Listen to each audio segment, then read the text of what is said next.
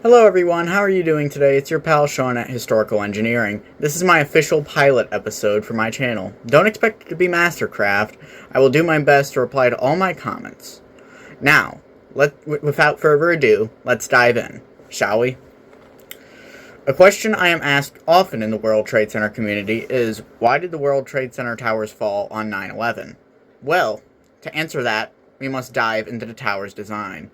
The World Trade Center, undoubtedly in the 1960s and 1970s, when they were being built, were revolutionary, stealing the record of the tallest building in the world upon completion in 1973 from the Empire State Building, which had owned that title for decades before, since the 30s.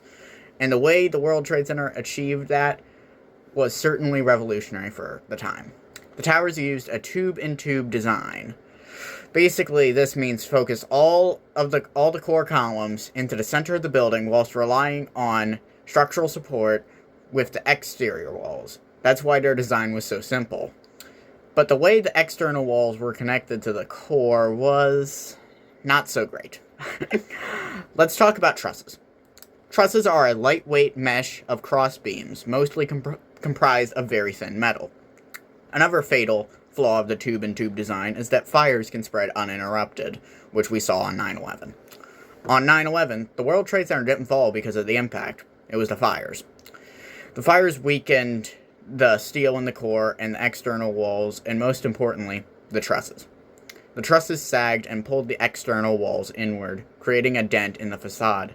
Eventually, the connection failed, causing trusses to collapse down, pulling the weakened external walls in, bringing the upper portions crashing down onto the lower in a pancake style.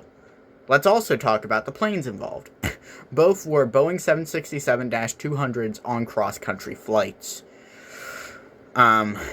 carrying roughly 10 to 11,000 gallons of fuel on Flight 11 and roughly 91,000 gallons on Flight 175.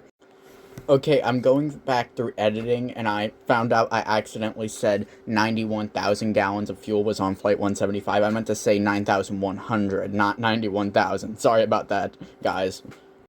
And despite the towers being designed to withstand aircraft impacts, this was too much. Also, the aircrafts were going 490 and 540 miles per hour. Flight 11 was 490, Flight 175 was 540. That did tons of damage. It was like plunging a knife through butter. Lastly, let's talk about the weight factor. The weight above the tower's impact points. The North Tower had 11 floors of weight to support, being hit between floors 93 and 99. The South Tower had a lot more. The South, hit lower at an angle and in a corner, had 25 floors of weight to support above the impact point, being hit between floors 77 and 85.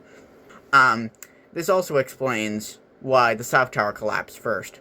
We will go into depth on that in another video. Anyways, I think that should conclude today's video. Enjoy the rest of your day, and stay safe. Sean, out.